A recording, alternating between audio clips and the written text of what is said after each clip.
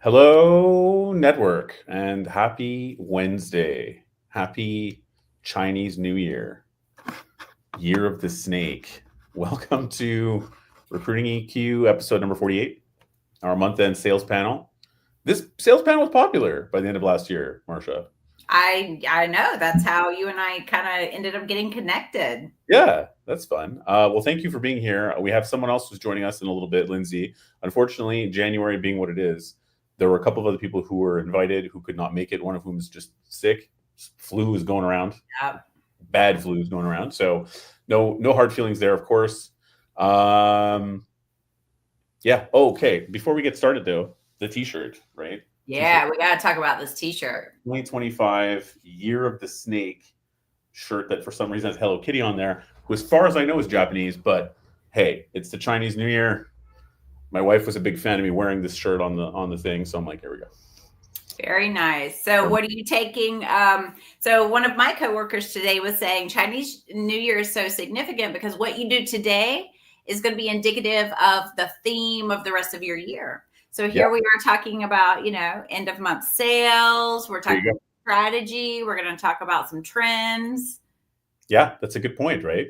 And it's a funny thing too, is a lot of people who dabble in the Chinese horoscope, they want to find out what their sign is. Yes. Chinese New Year is not the same calendar year, right? So when I was growing up, my birthday is January 9th. So I thought I was the 1981 year, but no, I'm still 1980 because it's the end of January year, right? So I spent half my life thinking I was a rooster and really I was a monkey.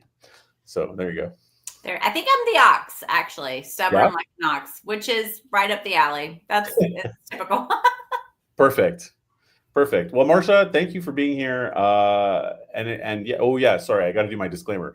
Quick disclaimer: I actually put the joining link for this, on LinkedIn out to my network, which is a little wild and bold, and I hope you don't mind that I did that, Marcia. But no, it doesn't bother me at all.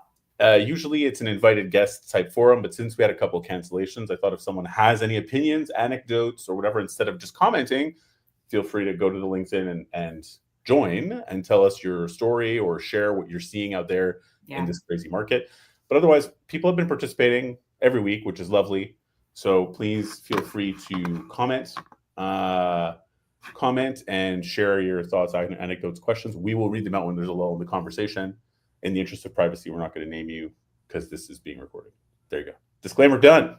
Very nice. Very nice. Hey, I'm going to put a challenge out, Rick. Ooh, I love this. I'm going to challenge some of our viewers today to be bold, to have that bold energy on this Chinese New Year and come into the conversation with us today. Exactamundo. I love it. Nadim is already, woo, that's great. Or whoa, I can't tell. I don't know if I'm doing it. Oh, okay. Let me look at it. Oh, yeah, there we go. Nadim, get in here, Nadim. Exactly, man. Give us your thoughts. So, Marcia, for those who are listening who did not catch last episode, if you could please give us a little introduction about yourself and a little bit about what you do, that'd be great.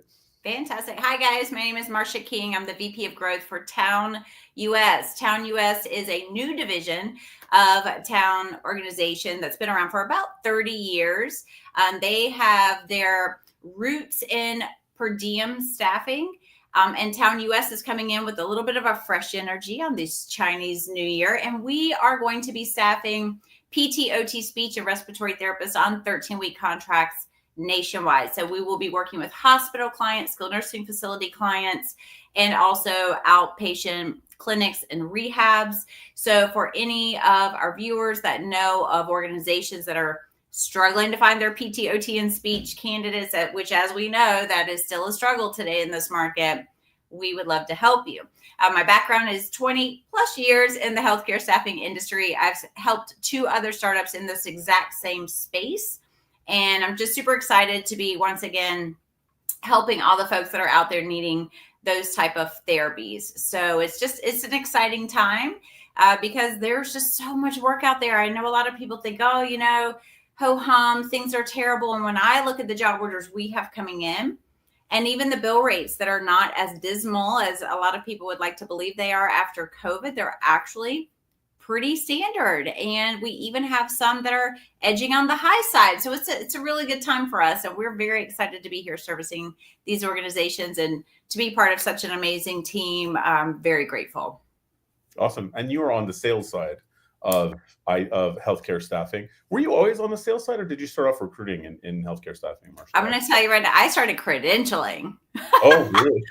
I have been a credentialer. I've worked in payroll. I've collected timesheets. I've done housing. I've been a recruiter. I've been in account management. And I just ended up saying, you know, sales is what feels the most natural for me. I definitely have the gift of gab. So I really enjoy talking to clients, uncovering what their challenges are and seeing what we can do to help them meet their needs. And I tell people all the time when I talk about my career is I've never been a healthcare worker. I'm not a nurse. I'm not a therapist. I've always been on the business side of staffing. But in that 20 years, you know, 2 decades of doing this work, I've been able to help so many patients, so many families, so many healthcare providers by matching them up, being a little healthcare matchmaker, if you will. Yep. And getting people where they needed to go in segments of the country, of the US, where they just are struggling with a shortage of talent. So it's been a really beautiful career. And I've talked to so many interesting people. You know, I've had people that travel with their horses, their cats, their pets, their kids, their families. We've been able to put so many people to work in so many different venues. And it's just been a really, like a feel-good career for me. I love that horses was number 1 on the list and kids was somewhere like number 3 or 4. Well, I've had more horses than kids. That's why. Oh, okay. Well, then that explains it. That explains it. That just, to me, is logical now. Yeah. Being in healthcare staffing, obviously massive buzz topic in the US all the time, but like for the past 5 years for various reasons, obviously from COVID to whatever happened in post-COVID, which is multifaceted problems, ups, downs, whatever. And now that things are swinging in a different direction, politically, economically in the US, are you seeing a big shift like people in finance are seeing a massive shift in the past month or two in business just getting done as quickly as humanly possible, from what I can tell? Yeah. To make up the time. Is there something similar happening, or is there any change in the past couple months in healthcare that you've seen? Yes, absolutely. I think that so many healthcare staffing firms are innovating. They are trying to figure out, they're having to educate themselves on AI. They're trying to figure out, you know, what recruiting lead platforms are even effective anymore. My team has been on calls for the last 2 weeks with multiple recruiting platforms. You know, they're seeing 1%, you know, success rate for every 100 clinicians you're talking to. Maybe you get one deal. Wow. So everybody's trying to figure out where's the pivot, what is next, how do we build a better mousetrap? Because there's been so much segregation. It used to be, even I'm going to say 5 years ago, right? You could go on Facebook, you could advertise on Facebook, you could have 10 or 12 clinicians that a recruiter could talk to in a day. Right. But people are moving away from Facebook. They're on TikTok. They're on Instagram. There's so many platforms that are pulling their attention. Mm-hmm. So now as an organization, we're trying to figure out, where do we put our advertising dollars? How do we reach people? And I'm going to tell you one of the things that we all came back to. We've got to make it personal, and we've got to get back into the relationships are the most important thing. Having conversations, dialing for dollars if we have to, which is labor intensive for us, but actually having a conversation with people and not just doing it electronically through chats or through DMs or through text message spraying. Sure. At Town, our goal is to focus on the relationships. We may do less business, but we want to do better business. And in the beginning, so as we grow, I mean, that's the foundation and how we want to grow it. And I think that we're seeing a lot of shifts in the major players of the healthcare staffing world. Yeah. I know IT staffing as well. You know, in November 2023, we started seeing a lot of layoffs internally because they were having to adjust for the overhiring during COVID, which was necessary then. But as the market started to soften and the needs started to soften and the census in the hospitals and skilled nursing facilities began to regulate back to pre-COVID rates, so did the staffing models. Everything had to regulate. So we're seeing that, but now we have AI coming in. So not only can they, organizations potentially work with less staff because they can automate more, now we're trying to find this balance. So I've got friends that have been out of the market for a little bit, but now I get so excited on LinkedIn when I see people say their new positions, and I'm always quick to give them a clap, because I know it's been difficult for the people that I've talked to who have been sitting out of work for 5, 6, 8 months. And so it's really nice to see that organizations are starting to hire again. They really are. They've made their adjustments, and they're like, okay, now we see the path of growth. So that's what I'm seeing on my side. How about you, Rick? Same. And you said it, on LinkedIn, starting the year in January, it's been a long time since I've seen so many. Hey, here's my new job. Oh, I got this new job. Oh, I got this new job. It's like a lot of the slowdown that we saw, a lot of layoffs in 2023, a lot of restructuring in 2023. 24, it was more that, like, well, from what I saw anyway, more that like middle management layer now was starting to get laid off, and restructures that were taking away fairly senior people and perhaps never replacing them. And so all these reorgs, and it felt like it's like this slingshot, right? It's like we're waiting. But now I feel like, hopefully anyway, bam, like now it's just, you see so many people all month celebrating their new position, which is hopeful for sure. I mean, it's got to mean. As you were saying that, I'm hearing in my mind the reinfusion of talent back into the staffing market. And here's what happens, right?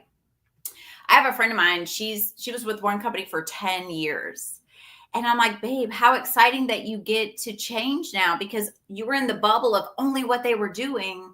Sure. Now you get to go out into the marketplace and see what other companies are doing. So now there's going to be this kind of like a diversity of talent shifting around. So what one person did and knew at this organization can now get infused in this organization. I think we're going to see these really interesting mashups of what companies do and how they succeed in a different way. But I think at the end of the day, you can say all of that stuff and you can do all of that. But if you don't have a relationship with your internal team, if you don't have a relationship with the external clients that you're working with and the external candidate pools that you're working with, no one cares. No one cares how much you know until they know how much you care, right? I like that. That's good. That's good. That's a good one. This is something we talked about last time that you were on, Marcia, or I think you've been on a couple times. So like it might have been the time before or both times even. But we think of sales discussion and like BD as being very, outreach focused, client focused, and like mushrooming accounts and all that kind of stuff. But there is also another side of it, right? Which is, how is the BD engine communicating with the rest of the company, and the relationship between, in staffing, sales and delivery, like sales and recruitment, or even just internal teams? Like, are they working together? Are they working against each other? Is there collaboration? This is something that you've brought up a couple of times, and I kind of agree with you. Like you put the bug in my ear, and when I talk about it with other people, it does sound like, particularly since COVID, the chaos has made what is already a difficult relationship kind of broken in a lot of companies.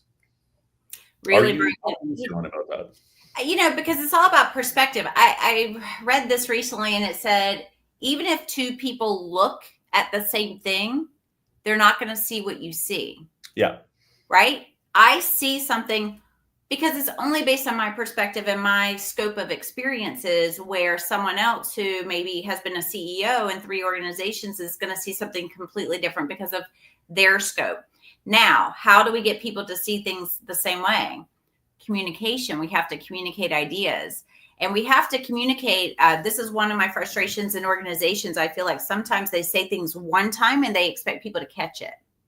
People don't always have an aha moment at the same moment. You might get 10% the first communication.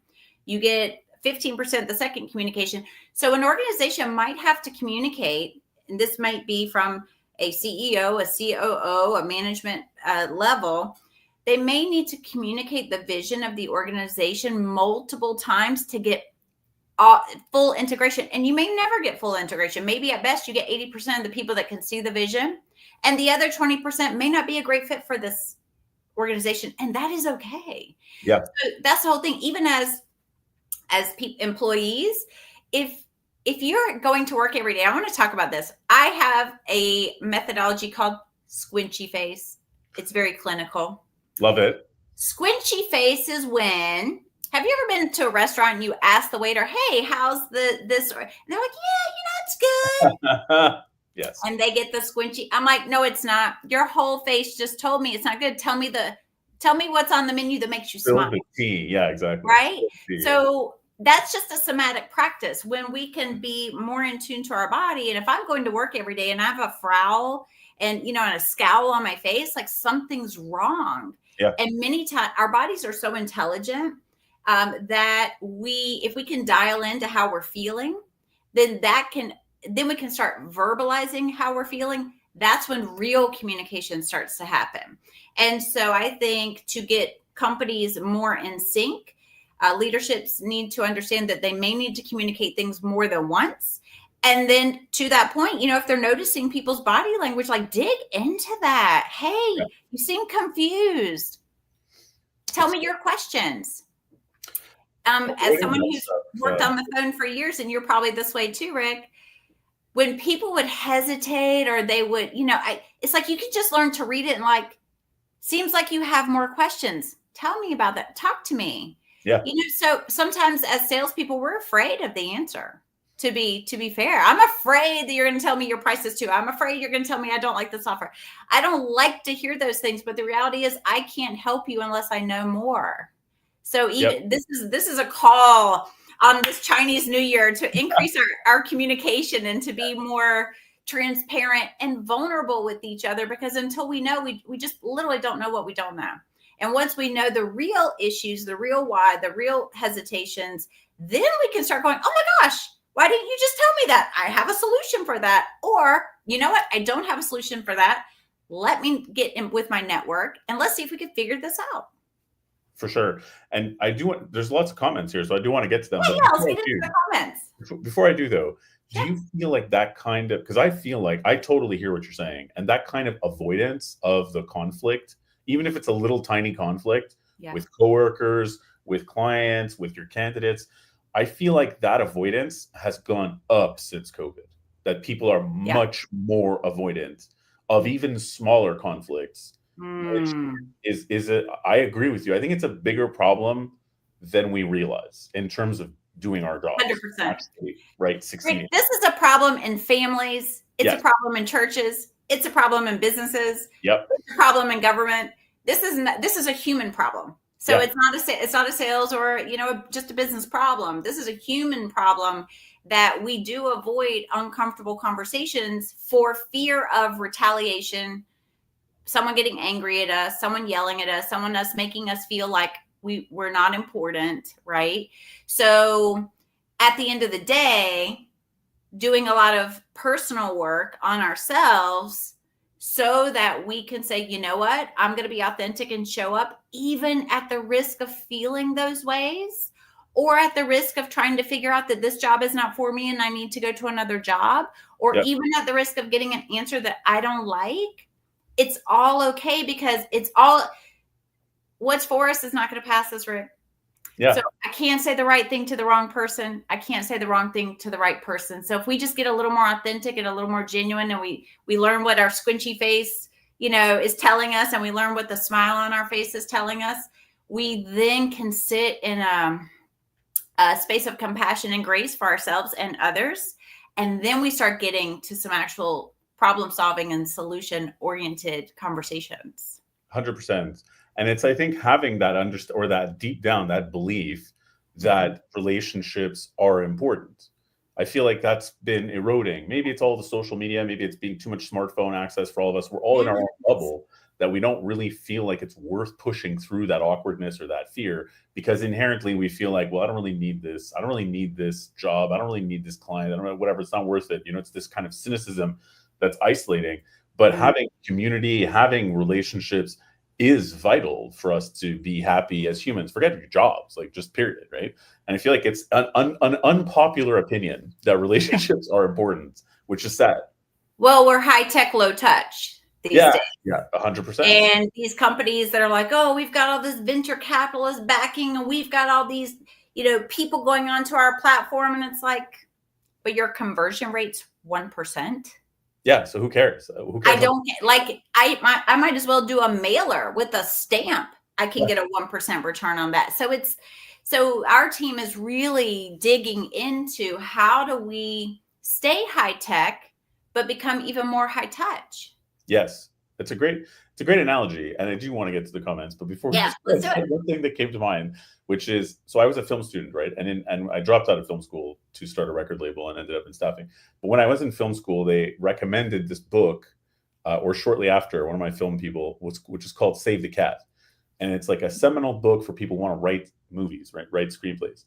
And the argument there is a lot of people have flops because they write a movie, it's full of special effects and full of stars and whatever else, but it's not going to land if you don't give a crap about what happens to the characters. Right. These like little tiny things, like Save the Cat proverbially is have your protagonist save a cat from a tree, or whatever, do something nice, or show that they're an underdog in some way, so that, and it's 2 seconds and it's free, it doesn't cost you a cent. All the special effects in the world, all the venture capital in the world, whatever, will not matter to humans, whether it's a movie or a business or whatever, unless there's some relational, emotional investment. Without that emotional investment, the capital investment is useless. Oh my gosh, I say that again. Without the emotional investment, the capital investment is completely useless. Okay, that right there is a book. That's a book. There you go. And we're writing a book together, by the way, everyone. Just you saw it here. You saw it happen here. I'm in, Rick. Let's do it. We're doing it. Okay, comments from our lovely people. We have one comment here, which was, given the rapidly evolving landscape in January 2025, especially with the new government in place, what innovative strategies and technologies can recruiters and HR professionals employ to effectively attract and retain top talent in a competitive job market? Oh, I know. I want to answer this one. Please, it's for you to answer. Go for it. I like this panel.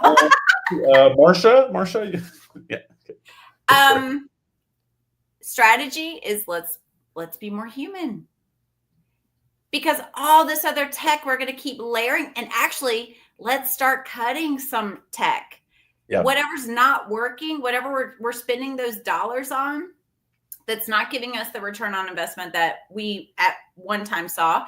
Let's have conversations with those tech companies and say, instead of just ghosting them, let's sit down with them and be like, guys, this is not working for me anymore. What can we do differently? My team actually sat with a tech company the other day, and we're thinking about making them an offer to buy them, because we can see something. Again, two people might look at the same thing, but see something different. And we were like, this CEO has lost his mojo for his product, and he has a great name in the industry. So let's have vulnerable conversations with leaders in tech. Let's tell them it's not working. Let's demand that we need a better return than 1% on our investment, because that is just, we're going back to 1980. I might as well be dialing the phone book at that point. Yep. Because sales is a numbers game. I'm going to hit on someone if I make 100 phone calls a day. So I would say, yes, we need to keep doing our due diligence on new technologies, because there are things out there that are just, they are going to build a better mousetrap, but then someone figures out the algorithm and then they change the algorithm. Like, we can make this much more profit if we don't give them as much success. And that's not okay. Let's tell these tech companies that that's not okay, because you're not serving anybody but yourself at the end of the day. So that's my answer to that one. Anybody else want to take a shot at that? Great answer to that one. We have Lindsay who's joining us. We'll get her up here as well. Hey. Hello, Marsha. Nice to meet you. Hi, Lindsay. Great to meet you. Welcome. Thanks. Sorry I'm late. No worries. We, at the beginning of this, first of all, I need to show you my t-shirt because I'm very you got to see the shirt. Chinese New Year. Is that a Hello Kitty? Year of the Snake. 2025 t-shirt. How amazing is this? It's even though good. Hello Kitty is Japanese and not Chinese, it's confusing, but awesome. Okay, now that that's out of the way, we all needed that for sure. Can you please introduce yourself to those who are watching and give us a little bit about what you do? Sure. So I am Lindsay Longmire. I live in New York City, and I've been in recruitment for 15 years. Prior to that, I worked in finance and did some PR. And I am currently on the market actually looking for work. So that's why I was late. I was actually in an interview for about an hour. And yeah, so been in recruitment, sort of specialized in finance for the last 15 years or so, but really touched upon everything. And I have a mix of agency, RPO, and internal recruitment. Thank you, Lindsay. In a nutshell. And yes, thank you. And so we were just answering questions from people who've commented questions about the market so far. And I'll throw this one to you in case you have anything you want to add, which is, and incidentally, we're not naming the people as they come in just because this is recorded and all that kind of jazz. Yeah, that's fine. Disclaimer. Given the rapidly evolving landscape in 2025, especially with the new government in place, what innovative strategies and technologies can recruiters and HR professionals employ to effectively attract and retain top talent in a competitive job market? What do you think about new strategies? First of all, that's a very good question to whoever asked that, and very, very well written. And I feel like I'm gonna say something wrong. No wrong answers. We listen and we don't judge. Yeah. I feel like I'm being tested. What are we implementing? As talent? Listen, I think a lot happened, especially in the U.S. with the inauguration. I feel like things really, like, the inauguration happened and the phone started ringing, right? I think people really felt like, all right, the world still exists. Nothing blew up, right? So in terms of implementation, I think companies are going to have an ability now to spend money and be able to go out and look at their budgets a little bit better, understand what's going to happen with the stock market. Everything plays in, right? The stock market, where do we stand from an economic global standpoint, so on and so forth. So I think from an implementation standpoint, from a company standpoint, industries, they're going to be able to start hiring, hopefully, right? Or do a churn and burn. I'm hearing a lot about that too. They're restructuring. In some places, I think in industries like, unfortunately, media, like print is sort of having a rough time right now. Who was it? Was it Condé Nast? Or Hearst laid off? Hearst laid off last year or two. A bunch. Yeah. Hearst is literally down the street from me. Yeah. They're like 2 blocks down the street from me where I live. You're in Midtown? Yeah, I am. Nice. Which is a blessing and a curse, to be quite honest with you. I will say congestion pricing certainly helped the noise, but I don't necessarily agree with it. But when it comes to noise, it's great. So yeah, that's kind of what I'm seeing. I mean, very good question. I don't know if I really answered it, but. Well, so hiring, that's the strategy. I think what I heard from your answer, people are going to be able to hire again, whereas they were, holding the purse strings, kind of holding their breath as to your point as to what was going to happen with the state of our union. Yeah, not sure what's going to happen. And I think that it happens every single election year, right? We don't know what's going to happen. We don't know who's going to be in office, whatever that may be. And when it does happen, I think corporations in general feel as though, okay, we can breathe a little bit and now we can move forward and we can do budgets, we can do this. And right now, January, this is when those companies are tightening those budgets, right? So there's so much budget talk going on. December and January are always budget talks. So, February, they're ready to go. But that's what I'm hearing too, is a ton of strategy around, implementing budgets. Yeah, and just to recap what Marsha was saying too about in response to that question, she's proposing that it's time to get more personalized in outreach, more like less bulk outreach, more personalized, like less of the old fashioned, it's a numbers game. Let's just, because your returns are so low from going wide, that being more human, more personal, and really starting from moment one to build relationships with clients and candidates alike is just the key, because it's like a lot of us have gotten away from that. Maybe not us in this room, but in general in the industry, it seems like people have gotten away from that a little bit. Well, Rick, I mean, to that point, that's really how you and I kind of began talks. It was a cold reach out on your part to mine, and then we had a 30, 40-minute conversation, which I appreciated because I just got to like be myself, which I thought, if something new is out there for me, it really needs to spark some joy in my life. I don't want to just keep doing the same thing and getting the same result. So the just human nature of just tell me about yourself. Like, what you got going on? What do you see yourself doing? Like, it was such a beautiful, big, open-ended conversation. And then, you're doing this beautiful content and then you're inviting me in. Like, it made me feel special. It made me feel seen. So to that point, it's exactly that. Exactly that. I'm glad you feel that way. I do want to give credit where credit's due. I do believe my colleague Luba found you. Shout out to her. Yes. Which was great. But yes, we did have that conversation. And Lindsay, I mean, you and I have had some good talks on this same subject, and I thank you for joining this as well. Of course. Thanks for having me. Let's move to the next question here. So this person says, yeah, we are seeing the speed, that speed to market is critical. Communication and being able to flex up and down, and how tech can support / automate. Companies are now jumping all over that, where before they were sitting on the fence and not really making a decision. That's fair. Yeah. I agree with that.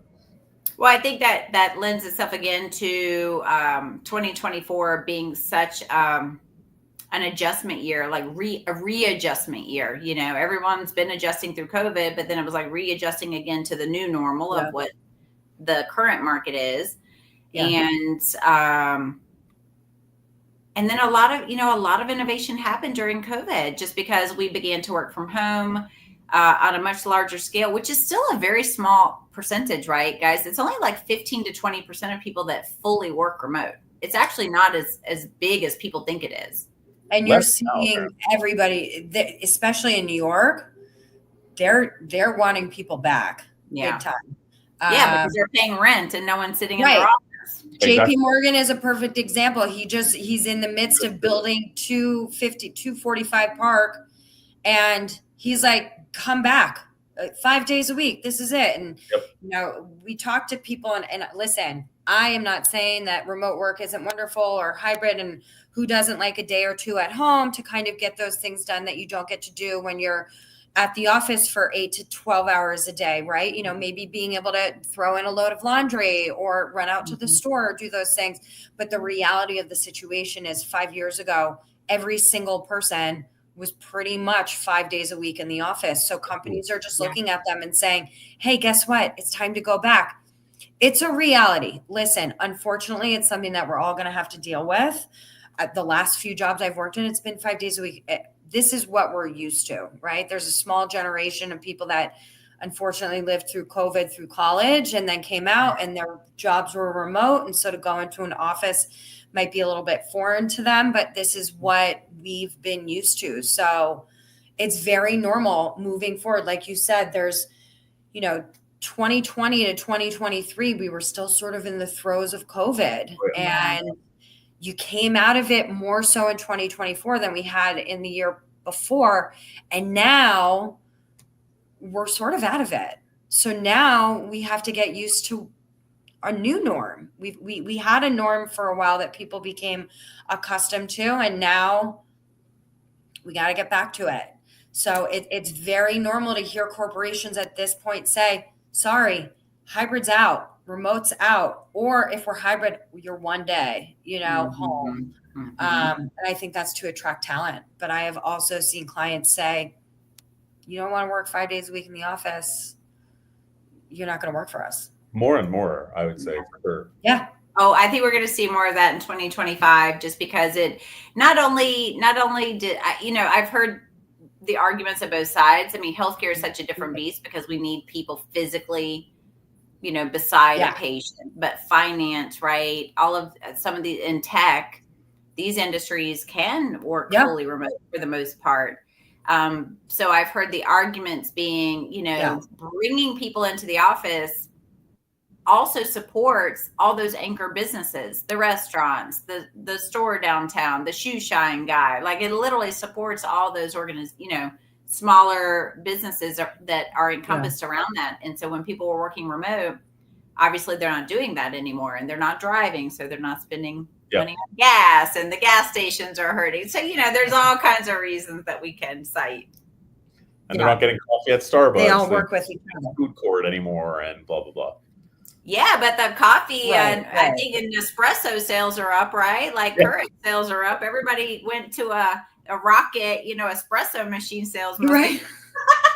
Everybody became a barista. That's true. Everybody became a barista for real. Yeah. Can we go back to this for a sec, you guys? I'm curious how you feel about this. You had mentioned the phrase, Marsha, it's a numbers game for sure, and sales is. Yeah, exactly. You can be your own. You can make your mocha latte at home. You can. I think we're on a bit of a delay there, but yes. Yeah, what'd you say? Delay. But yes, you can. But yeah, I mean. Yeah, it's been going in and out. I don't know if it's me or. You're good. We can hear you clearly. I can at least. Fine. Yeah. The lag. I think a lag occurs from time to time, but that's okay. It'll catch up. But the numbers game thing, I think that, sales sure is a numbers game. I think that nowadays, though, my question to everybody is, what numbers are we looking at and why? Because just sheer volume is not enough to get the impact anymore. There's too many variables. Things change all the time. It's not just like make a million calls and pray, make a million emails and pray, in-mails and pray. I think it has to be targeted. But then the question is, what is it? Is it the percentage of return? Is it like what? It's always going to be numbers. But do you guys have any opinions on what numbers we should be looking at different to get the results that we need to get? Yeah, I can definitely speak to this quickly. We are talking about cost per hire right now. That is what's on our lips because, as a staffing organization, we have our overhead that we have. And it's like, how do we service the client, get the clinicians that we need to get there, pay the clinicians what they want, but how many texts is it going to take us to get that one person to work? How many lead generations? How many, text messaging platforms? How many call platforms? How many other, social media platform? How many social media managers do we have to have managing? So all of that goes into the cost per hire. So for us, that's what we are. So I'm curious what you guys are looking at. I think it's time to hire too, right? Time is money.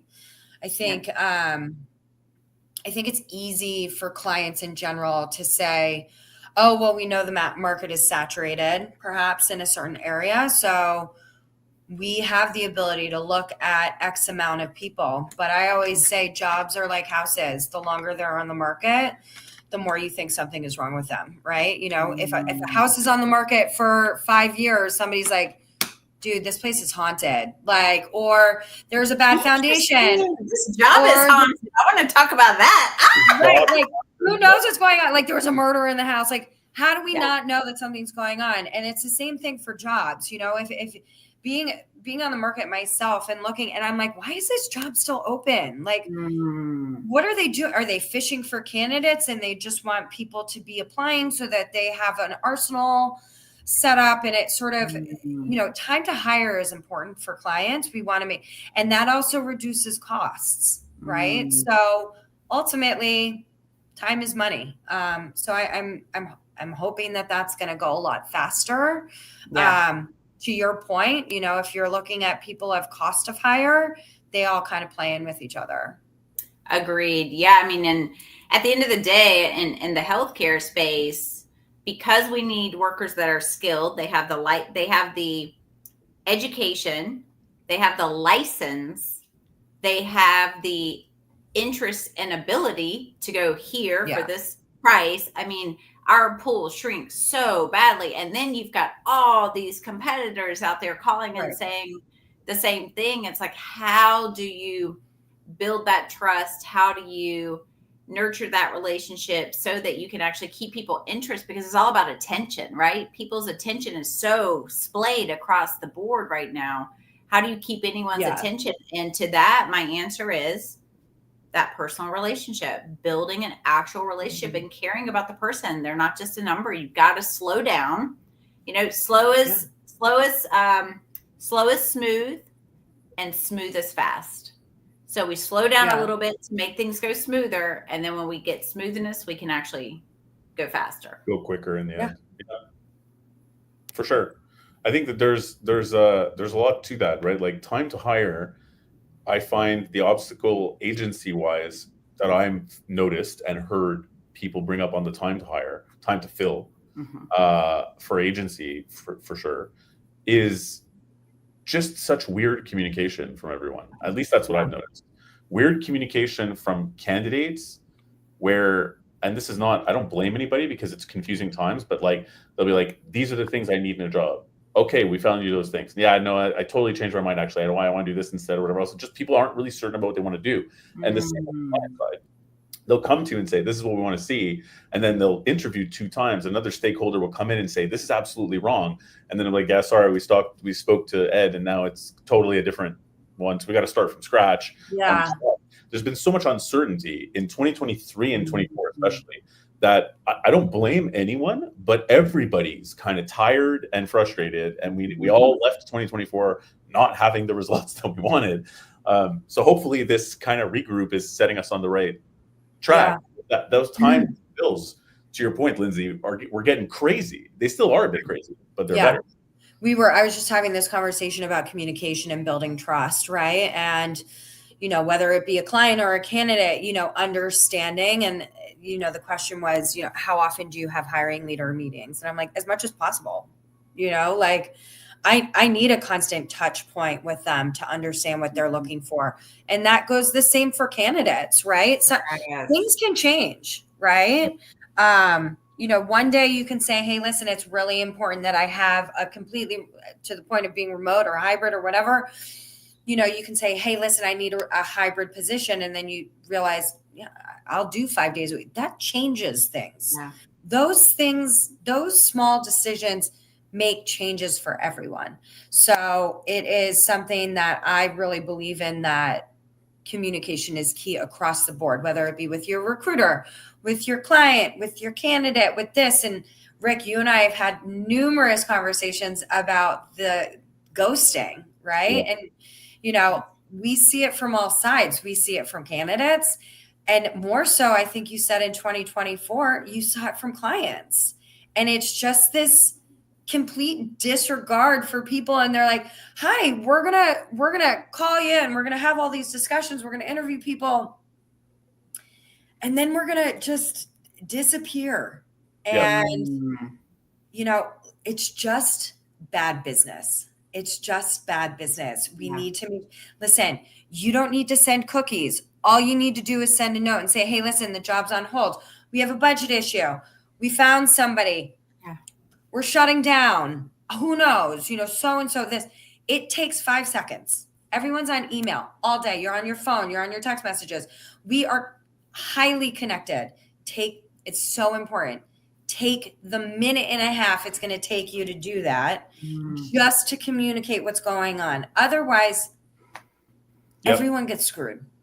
Yeah, and I agree with you. I mean, like, I feel fortunate that I get to, like, the vast majority of my clients I have great communication with, and at least there's communication there. And yes, a lot of things have changed, but whether it's a couple of instances that I experienced in the past year, which were surprising because the relationship's usually there, and it's always because there's something going on in the background that people can't talk about. But there has to be a better way, right? Because just disappearing isn't helping anyone.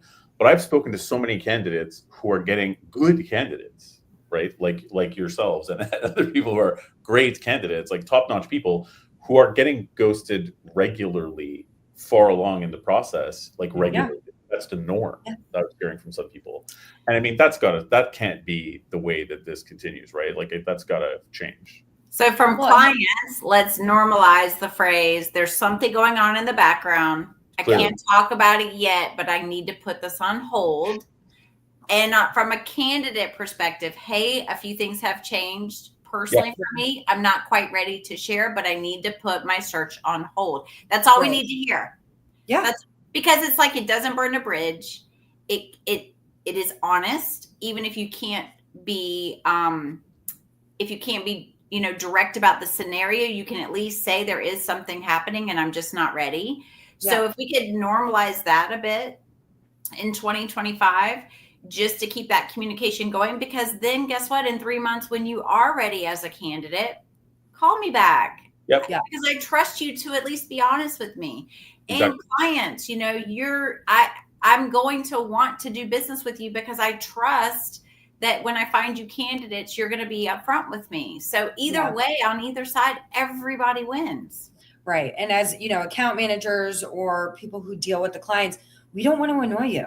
No, don't. Oh my God. We don't want to call you. We don't want to be the thorn in your side that you wake up and you're like, oh God, they're going to call, you know, just guess what? Pick up the phone, answer it. Tell us that nothing's going on. Tell us that we'll call you back in 3 weeks. We'll call you back in a month. Set a time. That's it. If you don't pick up the phone, if you don't respond to our emails, we're going to think you're dead. That's just exactly.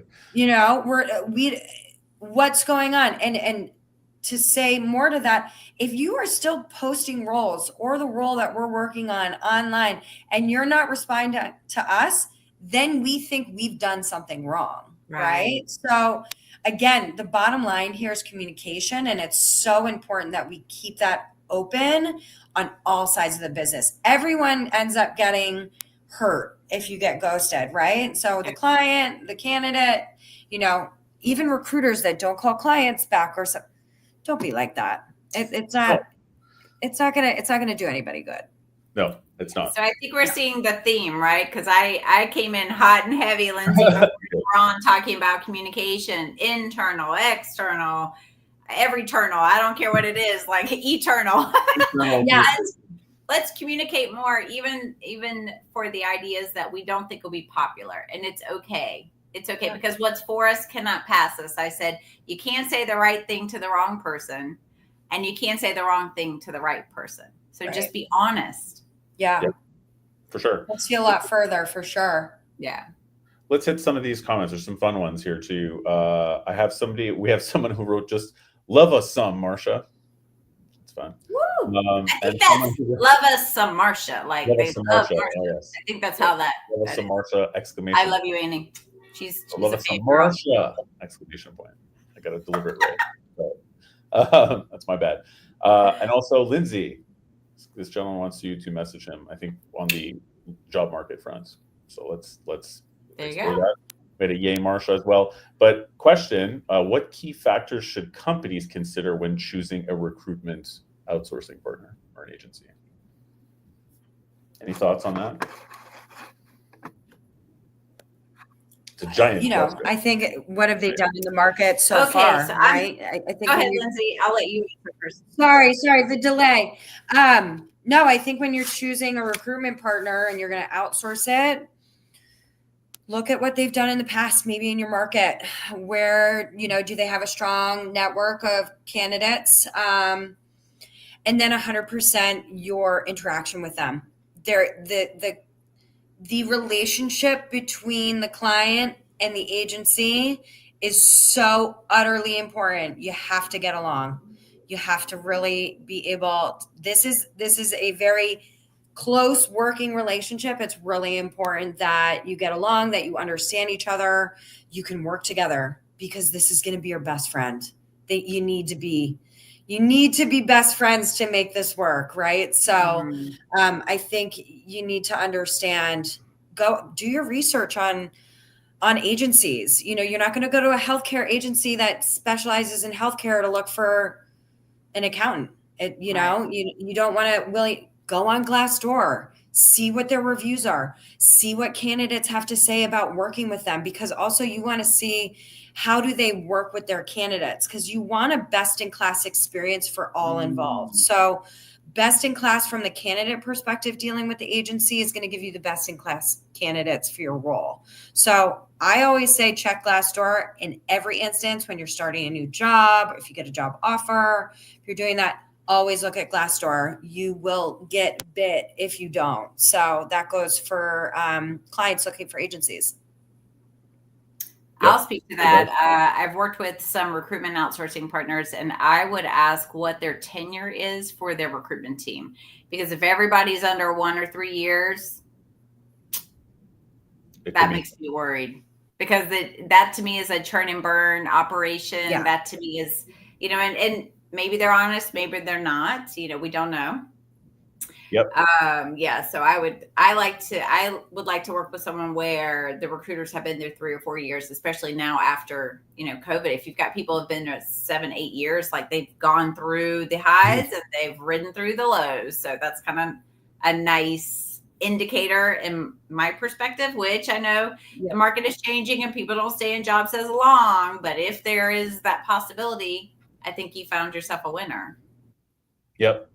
I'm going to throw in there too that I feel like everything that both of you guys have said, I think changes the game, or hopefully will change the game for what clients are looking for in an agency partner as well, right? Yeah. If you just want a vendor and you want to pay the least amount of money possible to get resumes so that you can have interviews, and that's your goal, that's your only goal, you can get an AI app probably that does that right now. Right. For most positions, maybe not really senior positions, but soon you will have AI apps that will do that for you.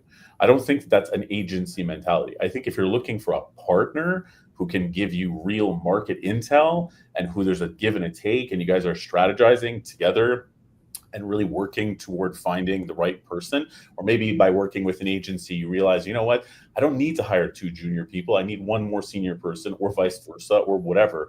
And it actually is a real relationship. Then I feel like, then that's where you're looking for that best friend. I think there's a value to that. I think there's always going to be a value to that.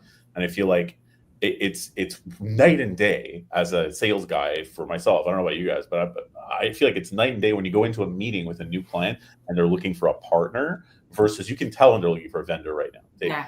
They don't listen to a word you say. They're not interested in you at all. They talk to you about all the mandates. Then they send you off with stuff and they say, send me your fee agreement. And that's it. And then you send the fee agreement, then you never hear from them again. Well, there's a beautiful phrase, and it says, how you do anything is how you do everything. So that mentality to me in the various companies that I've worked for and with in my consulting firm, it comes straight from the CEO. It is the cultural mentality that the CEO builds, and that all rolls downhill. So if you have a CEO that's just churn and burn, doesn't care, it's not really relationship driven, it's more transactional, that usually I have found is how everybody else feels in the organization.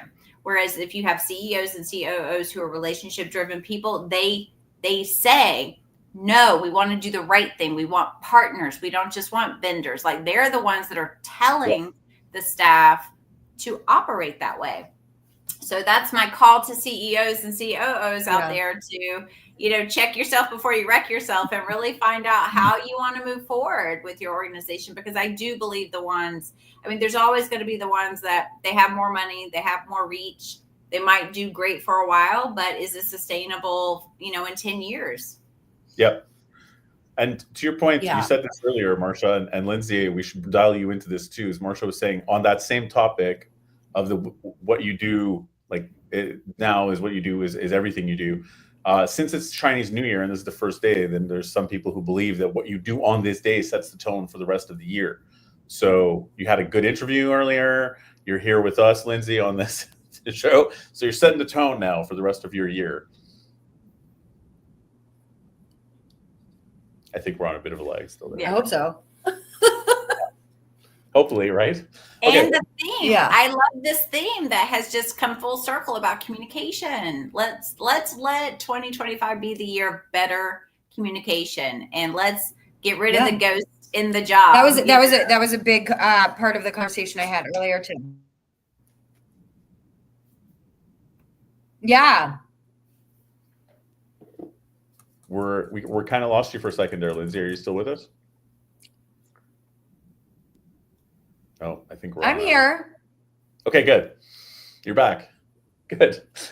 Excellent. Okay, one more question that we have, and I think we're already drawing more or less to a close, but hey guys, can we share any insights on candidate expectations for compensation and benefits this year?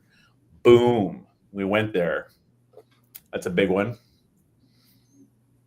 How do you guys feel about on the nursing side for healthcare? I can speak to that a bit. From the end of 2024, we were definitely beginning to see nurses get on board with the new bill rates, because they're starting to hear it across the board. They're not just hearing from one agency that rates are lower. They're hearing it from 3 or 4 or 5. And so they understand that you're not going to make $100,000 in 13 weeks this year in 2024 or 2025 like you did in 2020 or 2021. They understand that, from a like an RN or a nursing perspective. For the therapy side of the house, therapists didn't work during COVID. Things got shut down, so they didn't have the same spike for the most part as the nursing industry did. So for us, we're just seeing people being more open to what the market is bearing. And we are seeing some clients continue to adjust rates up when needed. If that, to your point, Lindsay, if a job goes unfilled for 90 days, they're like, all right, we got to do something different. We can't keep going without help. Yep. Makes sense. Mm-hmm. Makes sense. Lindsay, what are you seeing in the finance market? Is the salary thing a big point of contention?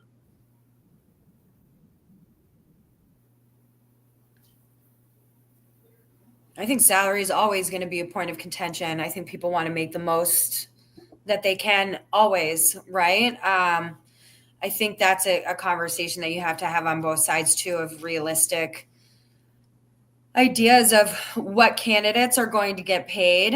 And the other side of that is what clients are willing to give, right? So of course, every client says, hey, we want the best candidate for the least amount of money.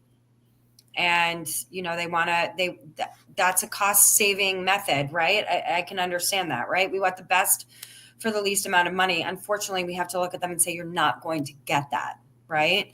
And have those honest conversations about, hey, listen, this is what the market's going to give you. If you want somebody with X amount of years of experience, this is what these people are worth, right?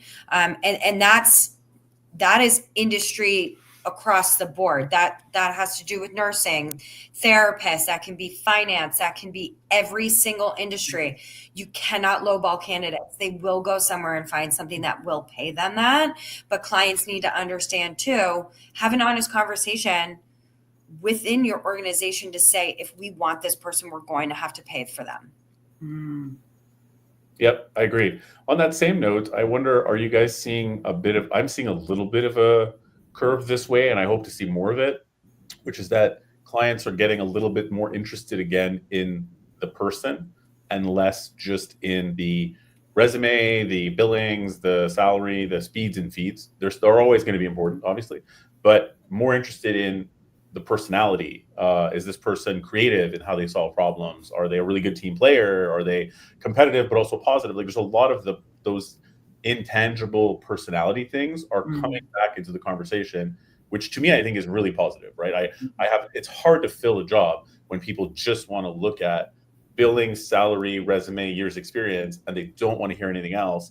And then they see those people, and I know that those people are the least interested in this job, for example, right? So they're not going to interview well. But the ones who are perfect, they don't want to see them because they're only looking at those things. I feel like that's getting a little bit more varied, which is good. How are you guys seeing that aspect of things? I think personality is important when you're considering candidates. Like you said, those things that sort of weren't in play before. I think that if you're going to hire somebody that's going to sit there and do a job with you, you need to get along with them.